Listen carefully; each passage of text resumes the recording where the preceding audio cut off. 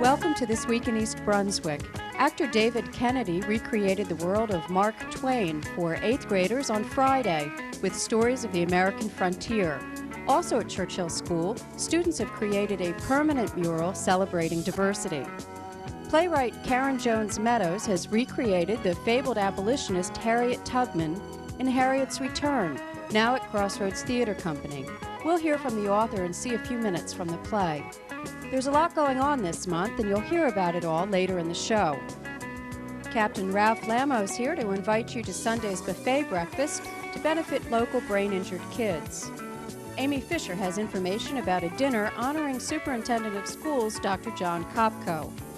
And Josephine Fiamingo announces the Friends of the Library's annual bargain book sale at the Brunswick Square Mall. Also this week, a review of the council meeting held Monday night. But first, here's what's happening next week on Channel 8. Monday morning at 10, stretch your muscles with an elastic workout with Lenore Kulik. That's on Look Great, Feel Great. Stories from the library for preschoolers follows at 10:30. Winter sports at East Brunswick High School is the topic Tuesday night on Sports Talk. Host Phil Hill talks with Supervisor of Athletics Frank Knoppenberger at 7:30. At 8 o'clock, take a look at what it means to be a lifeguard with a 7-minute short called A Crystal Clear Experience. Composer and pianist Laurie Altman is in the spotlight Wednesday night at 7:30 on Amy Medford's Art Forms. The Arts follows at 8 o'clock with a celebration of the Chinese New Year. A new edition of This Week in East Brunswick premieres at 7 o'clock Thursday night. And at 7:30, watch for a retrospective of aging aspects with Patty Sullivan. Check the Community Bulletin Board for additional programming information. Hello, my name is Ralph Lamo. I'm a captain in the Division of Special Police of the East Brunswick Police Department, and I'm also the president of East Brunswick Local 9 of the New Jersey State Law Enforcement Officers Association, who sponsors a yearly breakfast for the brain-injured children, otherwise known as Camp Daisy. This is our 12th year that we're sponsoring this breakfast, and all the monies that are donated or tickets that are purchased go to Camp Daisy. There are absolutely no expenses. Every nickel goes to the children. The breakfast is at the Hilton Hotel at the Twin Towers on Route 18 in East Brunswick. It's $8 an adult and $2 for a child under 10. We can serve, it's a buffet breakfast, and we can handle up to 2,000 people. The room holds 1,000, so you can come anytime between 8 and noon on Sunday, March 19th, between 8 and noon. The breakfast consists of pancakes, eggs, bacon, ham, rolls, donuts, juices, coffee, tea, whatever you would look for at a breakfast. There's ample parking space at the hotel, and best of all, it's free. So come down and see us Sunday the 19th. Thank you.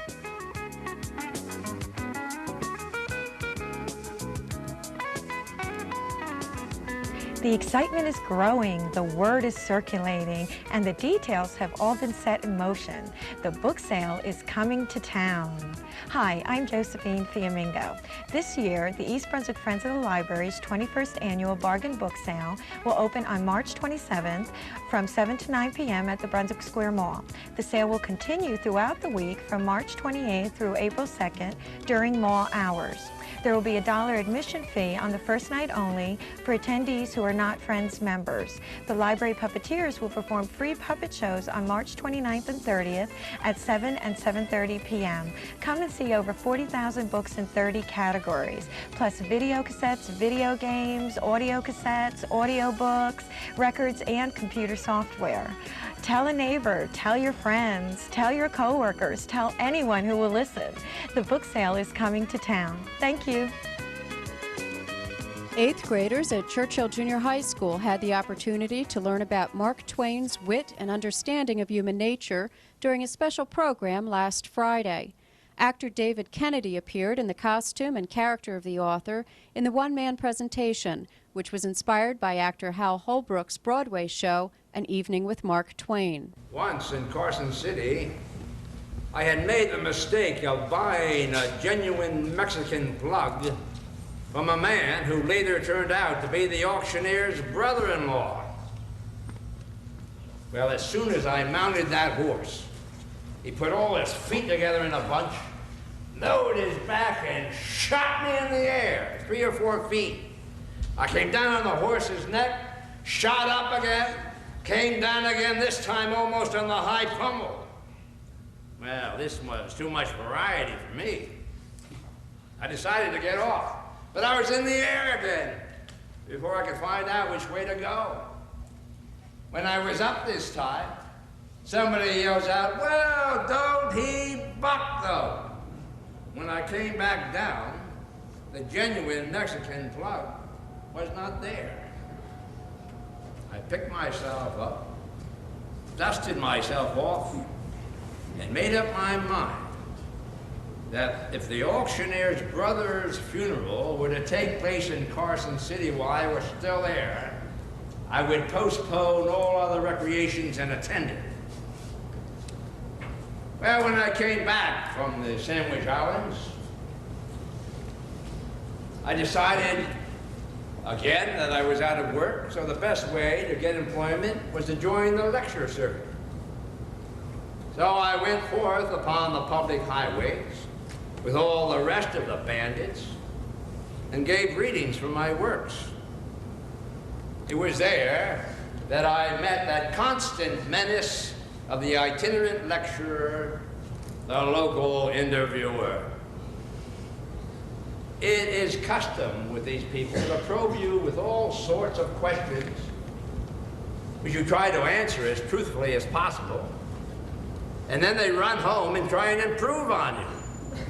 The result is you do not recognize yourself in print, unless you're an idiot of long standing.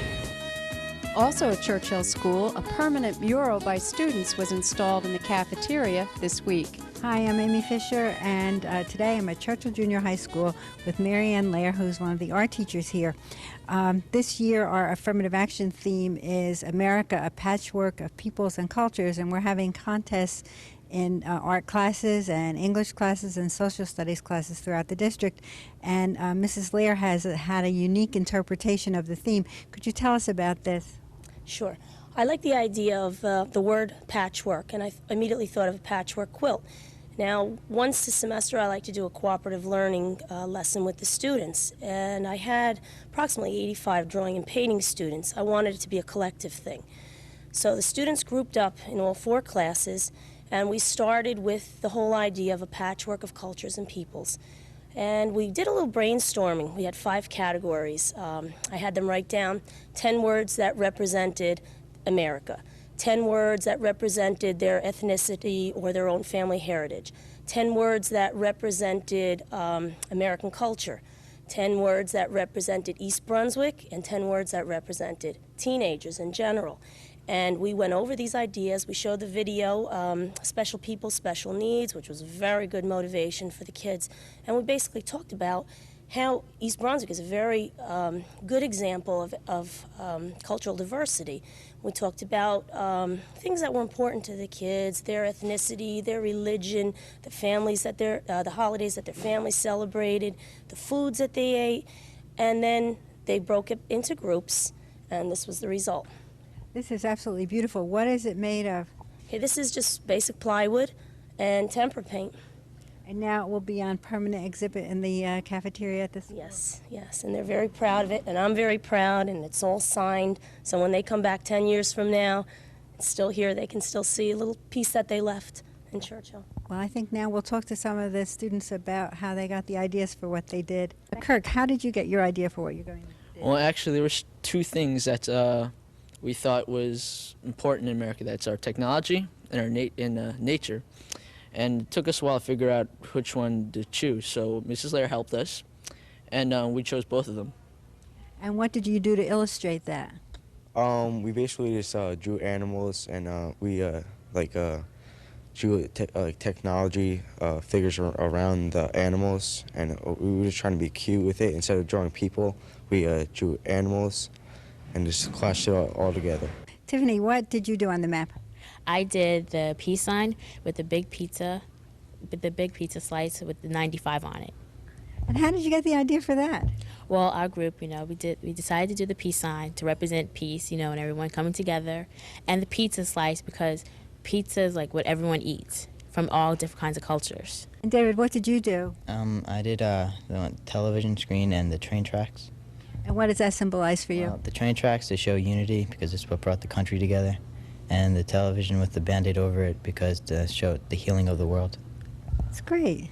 And Abby, what did you do? I did the one with the 3 flags and the cartoon characters and grapes and baseballs. And what was the idea behind that? Well, we're all from different cultures, and each flag represents our own culture, and we all liked something different. So my friend liked cartoon characters, and I like grapes, so it's a culmination of something we all like. Terrific. David, what did you do on the map? I did the purple one. We all smile in the same language. Oh, that's really nice. That's an obvious message. Dimitri, what did you do on this map? Okay, I did the purple part with a Mortal Kombat dragon and an ice cream. And the idea itself was to represent what teenagers like, basically. So Mortal Kombat dragon is basically visual entertainment, mostly. Video games, TV, So, and an ice cream, he did the ice cream, so. And Kevin, you worked with Dimitri. Why did you do ice cream? Because ice cream's what all teenagers like, and so we figured we'd do what the 2 things that teenagers like, video games and ice cream. How long did it take you to do this? Oh, about 2 weeks. 2 weeks. Yeah, 2 weeks. Okay, and we have one last person to talk to. Could you tell us your name? Hi, my name is Sabina, and I did the one with the flag and the people all around. The people symbolize America and how it is today. And the happy face is like, everybody's happy. So that's what we did. Did you like this project? It was really fun, yeah. At Monday night's Township Council meeting, Walmart resumed its pursuit of a liquor license for Sam's Club at the Commerce Center in East Brunswick. This is the second time an application has been submitted. The first was withdrawn by Walmart a year ago. Local liquor store owners continued their opposition to the application. If this is going to be transferred to the ABC, one point has to be made, and that is that there are numerous deficiencies in the present application, and that we submit that before it even goes to the ABC, it should be kicked back to Walmart so that they can provide the township or the ABC with an adequate application. I'm not sure where your interests stand on this application, but there's a saying, you can't see the forest from the trees, and this could be another rainforest extravaganza. If you investigated the rainforest application, the way you investigated this application, you are on the path of further conflict and further litigation and more trials and more money. The council responded to the application as it did last year by remanding it to the State Division of Alcoholic Beverage Control for a ruling on the matter of conflict of interest. This issue has been raised because the township owns the property occupied by Sam's Club. Also at the meeting, Township Administrator Raymond Stone reported on the progress of work to comply with ADA requirements at the municipal building. ADA counters for handicap and mobility impaired being installed in this building. If you walk through the corridors, you notice those counters being installed by our contractor. The elevator is almost complete. We're waiting for installation of smoke detectors, finishing the pathway leading up to the elevator from the outside, and the sidewalk will be installed inside. We expect that project to come in under budget. And the council introduced a measure which would change the way in which public assistance cases are handled in East Brunswick. Under the new ordinance, East Brunswick would pay North Brunswick $18,500 for the first year of a 5-year contract, requiring North Brunswick's welfare director to oversee cases originating in East Brunswick. Finally, Council President Vince LeBlanc read a proclamation honoring fitness instructor and host of Channel 8's Look Great, Feel Great, Lenore Kulick, for her service to the community. Whereas Lenore Kulick, a fitness teacher and resident of East Brunswick, started a TV exercise show entitled Look Great, Feel Great over 10 years ago on Channel 8. Whereas several years ago, cable television network CTN picked up and has carried this outstanding exercise program statewide And whereas Lenore Kulik has won several CAPE awards for programming excellence and more recently received the New Jersey Healthy American Fitness Leaders Award. Now, therefore, be it resolved that the Township Clerk is hereby directed to include this resolution and spread its contents upon the minutes of the Township's of East Brunswick Council meeting for the purposes of posterity on the 27th day of February 1995, so that the public service of Lenore Kulik may be forever recorded in the history of the Township of East Brunswick. Congratulations. Thank you very much.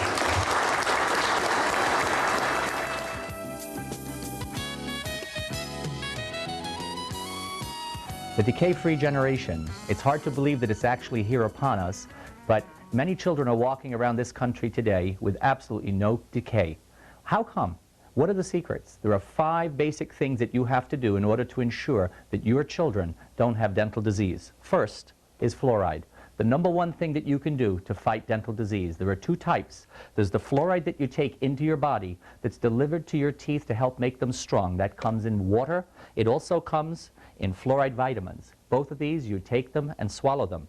The other fluoride type, and most common, is fluoride in the form of toothpaste. We put this on our teeth. It strengthens the teeth that are in your mouth. You can get it from toothpaste. You can get it from a rinse that you take before bed every night, or you can also get it at your dentist twice a year when they put a concentrated fluoride in a tray and place it into your mouth. So the first tip is fluoride. Second is proper brushing and flossing. We need to clean all the plaque off of our teeth. The bristles, brush the gum line to clean the germs from around the fronts of the teeth, also cleans the germs off the back of the teeth. Occasionally teeth fall out, which is a normal process. It's part of growing up. After you've brushed all of the teeth, you take a floss holder and you slide it between the teeth and you clean all the plaque out from between the teeth. If you don't floss, I guarantee you something's going to be lost, and we just proved that. The next item of concern is diet and nutrition. A lot of parents like to be nice to their children. Do you really think there's fruit and fruit roll-ups? The answer is no. How about juicy juice? Sounds like it's filled with good, healthy juice. Well, it is. But juice is pure sugar, and sugar destroys teeth. Watch what you feed your children. If they need a healthy drink, you've got something that nature made. It's called milk. You've got Tropicana orange juice or any other product like that. So the first 3, fluoride, brushing and flossing, diet and nutrition. And now for something new to many people, but something that's been around for a long time, sealants. You can seal out decay. Many teeth are born with cracks in them, like this one here. These cracks and grooves collect bacteria. Give the bacteria a little bit of sugar, the next thing you know, you have cavities. Dentists do something very interesting. They paint on a thin sealant coating that covers all the grooves and cracks and renders those teeth protected so the germs can't get in the cracks, thereby starting the cavities. So there you have it, 4 of the 5. And the 5th one, it's your coach. You got to have a coach. If you don't have a dentist who's going to help you learn to fight dental disease, take proper x-rays to identify what's inside of your teeth, check the teeth properly using some advanced technology, a mirror and an explorer. Look for cracks and grooves that are sticky. If he finds them, he can fix them. He can seal them. He can protect these teeth so these teeth will last a lifetime. So if you want your children to belong to the decay-free generation, you're going to have to do something. You're going to have to do 5 things. Help them today, because in the long run, you'll be enjoying their smiles tomorrow. Ooh. The last thing you're thinking about is a summer membership to Crystal Springs. But remember, they're limited. So call now. You don't want to be left out in the cold. Hey! Hi, I'm Amy Fisher, and today I'm in the studio at the library with Judy Litt, who is the secretary of the East Brunswick Education Foundation, and she is also a chairperson of a very special event. Judy, could you tell us what's ahead for us? Yes, thank you, Amy. The East Brunswick Education Foundation was looking for a way to involve the entire community in a social event. And we came up with the idea of sponsoring a dinner, so that would be a social evening that the whole community could be involved in. Then we decided the way to sponsor the dinner would be to honor someone who fosters and champions the goals of the foundation, which would include enhancing and enriching the programs offered to the students in East Brunswick. So we are going to be having what we're calling our Partner in Excellence Dinner on March 25th of this year. It's a Saturday night. It will be held at the Chateau, and we'll be honoring Dr. John Kopko, who is the superintendent of the East Brunswick Public Schools. Now, at the dinner, You're going to have also have dancing. Who will be music by? Yes, we're going to have dinner and dancing because just a dinner itself wouldn't be much fun. So we thought because we're involved with education, we asked different groups from the band and the orchestra at the high school. So we'll be having the string quintet during our cocktail hour playing nice background and soft music, and we'll be having the jazz ensemble for music during the dinner itself, and there will be dancing, you know, between courses and throughout the evening. And you also have a few speeches, I presume, about Dr. Kopko's Well, because we will be giving an award for our partner in excellence, yes, we will have some speakers. We're limiting the speakers, we're limiting the amount of time because we don't want to make it tedious for people. We do want them to have fun. And because this is our first or our inaugural dinner, we want to make this an annual event in East Brunswick. So we feel if we keep speeches to a minimum, people will, you know, like what they see, enjoy the evening, and want to come back and bring their friends again next year. And how can people come to the dinner?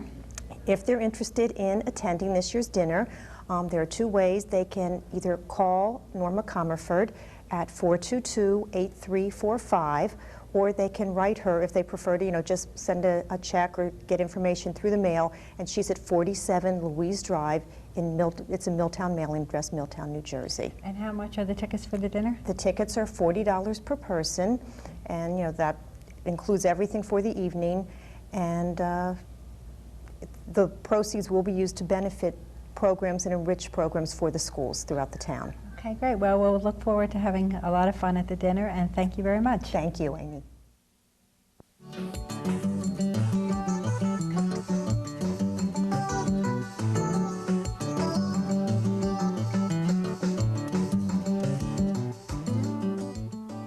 Hi, welcome back once again to your Pet Doctor. I'm Dolly Baston, my co-host for the day is. I am Dr. Brian Johnson from the Cranberry Veterinary Hospital in East Brunswick. Now, we all buy our pets' toys, whether it's birds or dogs or cats. Are there good toys and bad toys? Oh, there sure are. Because you see people picking up things at garage sales and things like that, and I do the same thing. Tell us, which are good, which are bad, and then I'll ask you some questions. It depends somewhat on what you're talking about. For instance, wooden toys. They're a disaster for dogs and cats. They splinter them, get them in their mouth, they swallow the pieces, they go into the intestines, then they block them up.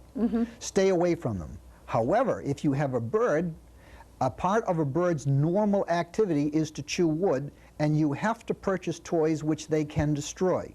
The average bird toy should last no more than about 3 to 4 weeks. They chew it up. They're made to be destroyed. Oh, really? See, Yes. that's really interesting. If you try to put, in fact, I breed birds, as you know, and part of the normal breeding ritual is for them to chew up perches. Now, I use perches that are 2x6s, and they chew right through them. That's normal chewing activity for a bird, but you don't want to use it for your dog or cat.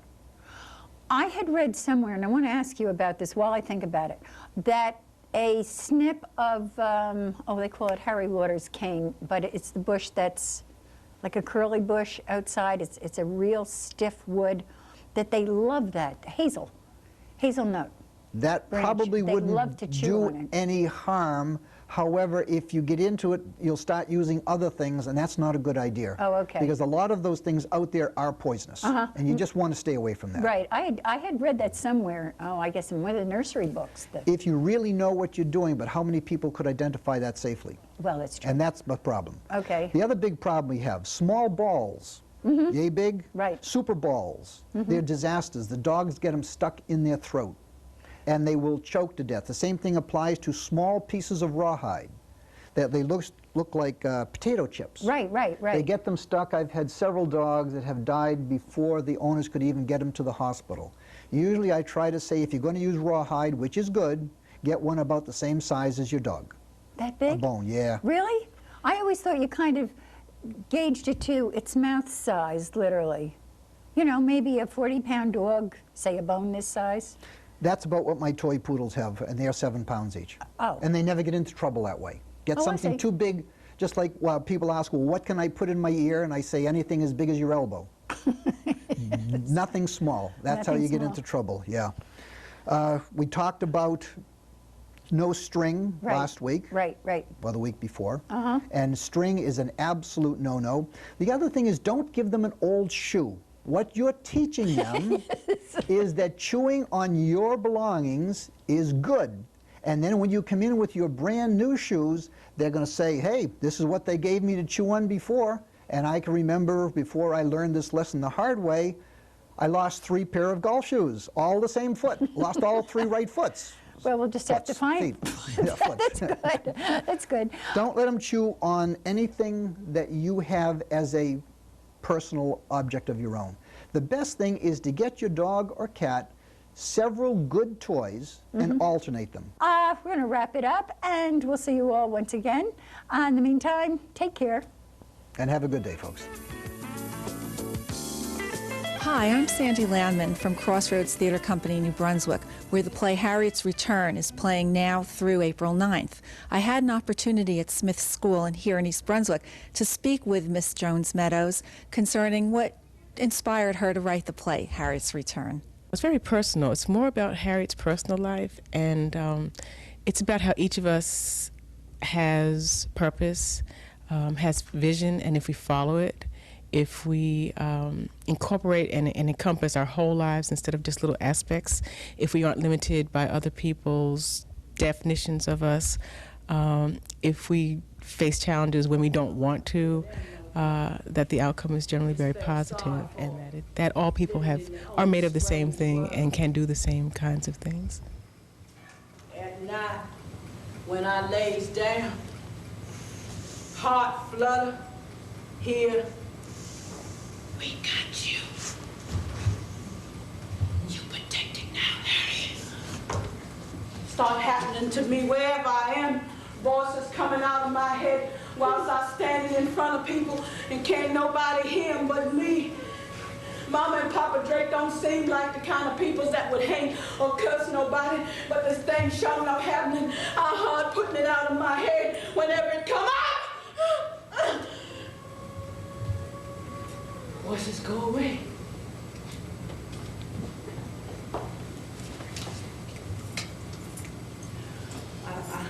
I think I can fit in pretty good, calm what seems to be my unusuality.